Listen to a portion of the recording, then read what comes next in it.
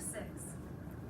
The orchestra members were flipping open instrument cases and setting up stands when the kids reached the open area at the center of the airport stores and restaurants. "Oh my gosh, look!" Anna pointed to the coffee shop where Robert Snickerbottom leaned on the counter eating a cinnamon bun. "Senator Snickerbottom!" Anna rushed up with Hammurabi, so close behind that he skidded on the tiles when she stopped. "Whoa there! Get back, you overgrown frou-frou pup!" Snickerbottom held his cinnamon bun high and glowered down at the dog. "I know a would-be Cinnabunny thief when I see one." "Sit, Hammurabi," Anna said, pointing to the floor. Hammurabi sat, but kept his eyes on the bun high over Snickerbottom's head. "Sorry, Senator Snickerbottom, but now that you're not busy," she pulled out her mini video recorder. "Would you answer a few questions for my school newspaper?" He chuckled and wiped some frosting from his lip.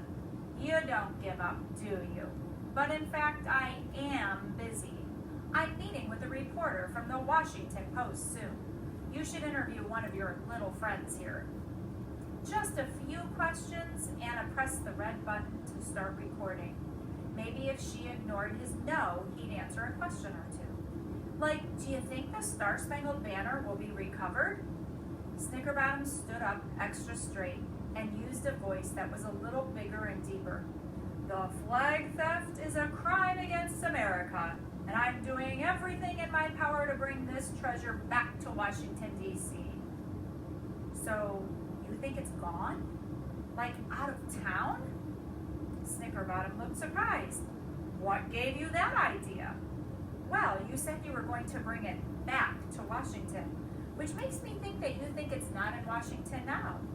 So where do you think it is?" "Well, I don't know, young lady." He cleared his throat. "I need to get going." "Just one more question about the campaign," she blurted. She'd been practicing this one. It was the kind of question she watched her mom ask politicians on TV all the time, and she loved it when they were put on the spot. "The latest polls suggest that Vermont Governor Betty Frumble would beat you in the primary if the election were held today. Are you still optimistic?" Snickerbottom waved a big hand in front of him as if he could knock those silly polls right out of the air. "Of course I'm optimistic. Those polls don't mean anything. They have a margin error the size of Texas." "Even so," Anna said, "she was leading you by double-digit margins in 49 states. "Well, there you go. We got 50 states, last I checked."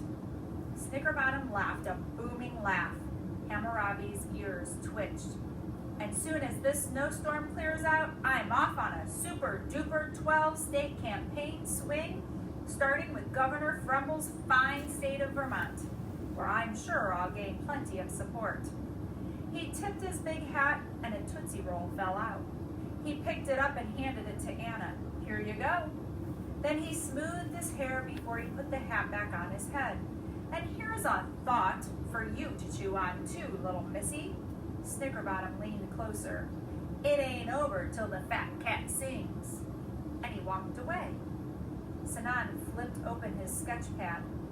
"Okay, thanks," Anna called after Snickerbottom. She turned off her mini video recorder and set it down. She didn't have enough for a whole article. She tried to catch up with him later. Anna leaned over to look at Sinan's drawing. "It ain't over till the fat cat sings. Meow." "That's not really how the saying goes," Anna said. He got it wrong. It's supposed to be till the fat lady sings." "Oh." Sinan flipped over his pencil and began erasing the cat, starting with its ears. "It's a good drawing, though," Henry said, leaning over to see. "I like the way you made the fur look real." Anna smiled a little. It was weird to see Henry being nice to somebody. Henry looked at her and frowned. "What, do I have food in my teeth?" "No, do you have a little brother or something?" "Nope. How come?" "Because," Anna paused. Part of her hated to give Henry a compliment, but it was true. "Because you seem like you'd be a good big brother." "Oh," Henry shrugged. Well, I babysit for my neighbor Will a lot. He's 8 too.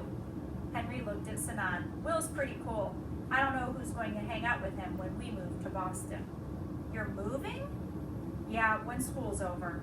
Henry blinked hard and pointed down the hallway. So much for Snickerbottom's big interview, huh? Anna looked where Henry was pointing and felt all bristly inside. There was no other interview. Snickerbottom was ignoring her back at the coffee counter with his men. They were whispering and pointing toward the back of the orchestra, where the Japanese drummers were warming up.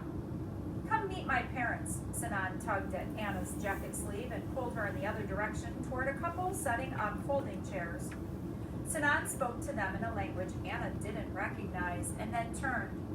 Ami, Abba, meet my friends Anna, Jose, and Henry from, he paused, from the B terminal. The woman sat down the chair and smiled warmly. It is a pleasure to meet you all. Anna caught a whiff of a flowery perfume when Sinan's mother leaned in and held out her hand. Her handshake was strong like the rest of her. She looked as if she could handle a tuba or pretty much anything else. Sinan whispered something to his father, who was slightly taller and way skinnier than his mother. The man smiled and held out his hand too. I understand we have a thief in our midst. Anna's eyes got big. Who do you think stole it? Sinan's father tipped his head and laughed. Well, I don't think that's much of a mystery. It's pretty obvious who the guilty party is, isn't it? He slapped a hand on his leg, and Hammurabi trotted up, his tongue hanging from his mouth, little flakes of tuna still stuck in his chin fur. Oh, the sandwich thief. Anna tried to hide her disappointment. That's okay. I wasn't hungry anyway. I'm excited to hear you play. Where do you go next? Vermont. It's our last stop. Sinan's mother smiled a little, but her eyes looked sad. We had hoped to stay longer in the U.S., but some of the members' visas expire at the end of the month.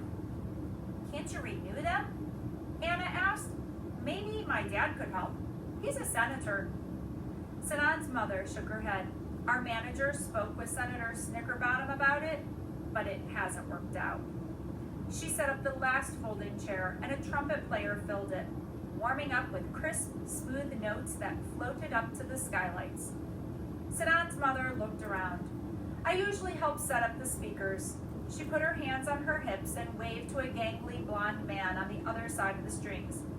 Galoman, the speakers! He shook his head. Couldn't get them from baggage. Actually, the senator you were talking with before warned us not to request them, and it'd be a whole mess of paperwork, and they may not make it onto the plane if we try to get them out of the baggage area now. You're lucky to have your tuba. Another tuba player blasted a low note from the back row. All right then, we're in a small enough space anyway. Sinan's mother squeezed between two clarinet players, past the trumpets and trombones, and lifted her tuba as the rest of the orchestra settled in. Once they were tuned, they started playing, a song full of energy and swooshes and blustering like a storm raging outside. Anna walked to the window to watch the snow. It was falling in bigger, fatter flakes than ever as the taco drums pounded out the heartbeat of the song. Anna wondered if they'd make it to Vermont in time for that concert. Nobody was going anywhere for a while. The fat lady hadn't started singing yet. There was plenty of time